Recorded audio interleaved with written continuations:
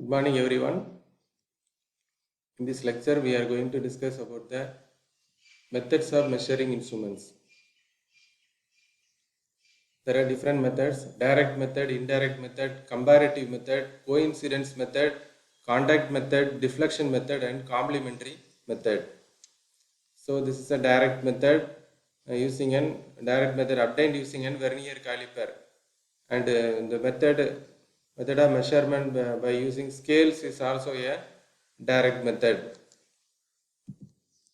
An indirect method. Suppose if you want to calculate the weight of this object, you have to first you should know the density. For example, density of iron is rho equal to 7,000 kg per meter cube, and you have to calculate length, breadth, and height. So thickness. So this is equal to volume. So rho into V. So this V is length breadth into thickness. So this will come meter cube. So it will become kg. So this is one of the indirect method of measurement. Then comparative method. So this is a mechanical comparator. We are going to study this detail in the second unit. So the bottom one, this one is called the slip gauge. Okay, it measures the height of the slip gauge or object present over the slip gauge. Height of the object present over the slip gauge. So it compares the dimensions. So it is called as a comparator. There are different types of comparator: mechanical comparator, hydraulic comparator, electrical comparator, pneumatic comparator. So this one is the mechanical comparator. It compares the values. Okay. So it is called as comparator. So it is a compare. This method is called as comparative method. Then coincidence methods. Measurements coincide with certain lines and signals. So that is called coincidence method. Fundamental method. The measuring a quantity directly in related with the definition of that quantity. Okay. So related with the definition is called as a fundamental method. Contact method. In the contact method, we are using a sensor or measuring tip to measure the surface. So probes are used in the contact method. In CMM, we are using such type of sensors. The sensors automatically measures the dimensions, and so sensors are used in the measurement. This is called as contact method. Then complementary method. Suppose if you want to measure the volume, you have to put a stone inside the jar, and the volume increases from 30 to 40. So the increase in height of this jar, increase in water level can be or it is liquid displaced by putting the stone will be measured using this increase in height. So the manometer is an example for measuring. So the liquid displacement is used as a measure of pressure by a manometer. It is also the complementary method. Then deflection methods. So this is a pressure gauge. Pressure gauges. It is the pressure is measured by deflection of that instruments. So the instrument deflects, and we can measure the pressure by the deflection of that instruments. So that is called deflection method. Then what are the different types of measuring instruments? Deflection and null type instruments, analog and digital instruments, active and passive instruments, automatic and manually operated instruments, conducting and non-conducting instruments, absolute and secondary instruments, and intelligent instruments. So the deflection instruments. So this is a spring balance used to measure the weight of an object. If you place weight at the hook, the weight at the hook, it is directly read by the deflection of this pointer. So this method is called as deflection method. And null method.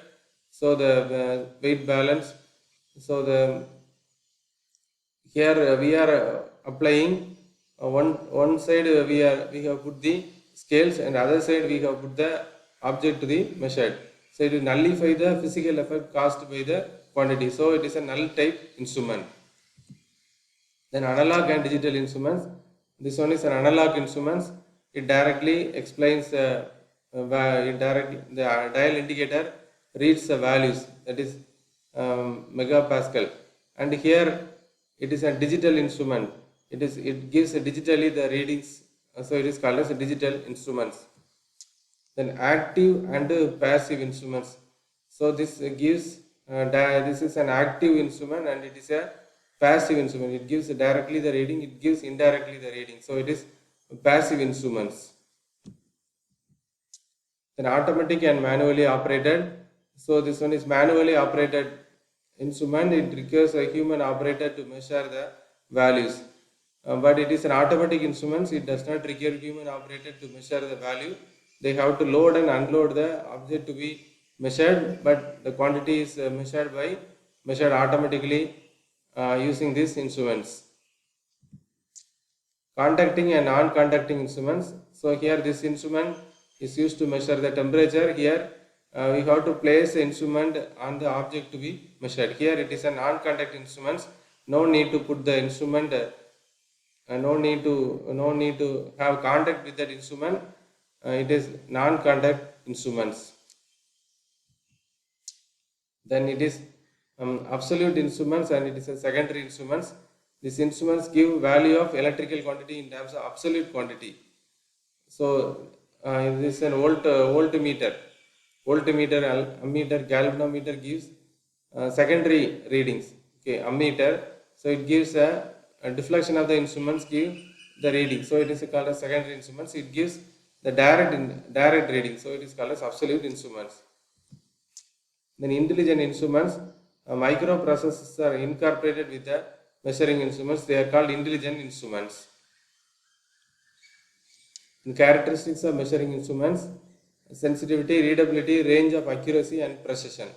Sensitivity: the measuring instrument should be sensitive. That is, it should deflect when there is a small input. It should deflect. So it is called as sensitive.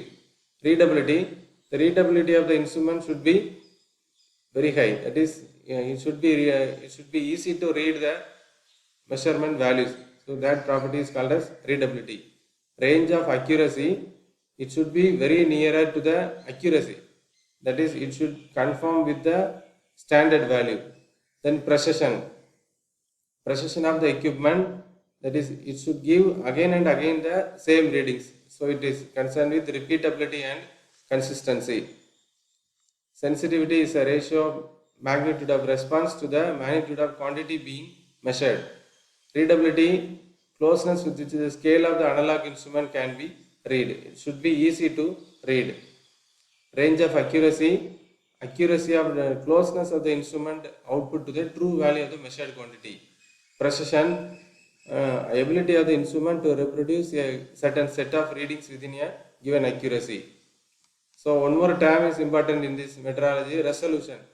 So here in the first diagram, the resolution is high.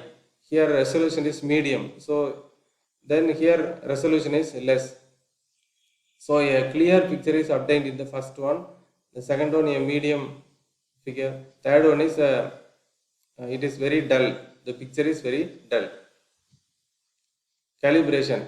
Calibration is a process of determining and adjusting the instrument's accuracy to make sure its accuracy is with its manufacturing specifications. Calibration of ammeter, calibration of voltmeter, and everything have to be made. Calibration have to be made. The calibration is a process of determining and adjusting an instrument's accuracy to make sure is with its manufacturing specifications.